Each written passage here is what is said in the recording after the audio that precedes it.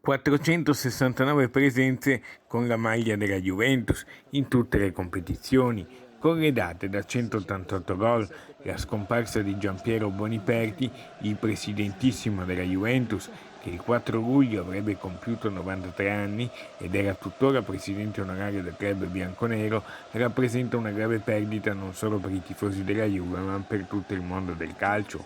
Molti i ricordi e gli aneddoti che legano Boniperti a Venezia, dai duelli in campo con il grande neroverde Mario Tesconi al fatto che fu proprio Boniperti l'ispiratore dello Juventus Club Gaetano Scirea del Lido di Venezia, ancora oggi operativo. Negli anni 70, io ero ancora un bambino, lui era già presidente onorario della Juventus, capitò qui nel ristorante La Favorita. Ma cos'è che poteva chiedere un bambino? Un autografo.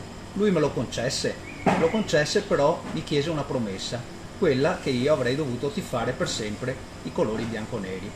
Questo è successo in quanto successivamente ho creato appunto lo Juventus Club Lido Venezia. Tra i calciatori veneti che hanno incrociato in modo indelebile le strade di Giampiero Boniperti c'è ovviamente un'altra bandiera della Juve, il coneglianese Alessandro Del Piero. I due all'inaugurazione dello Juventus Stadium parlarono così. Oggi ho davanti a me la storia della maglia bianconera, il presidente Giampiero Boniperti. Presidente. Grazie.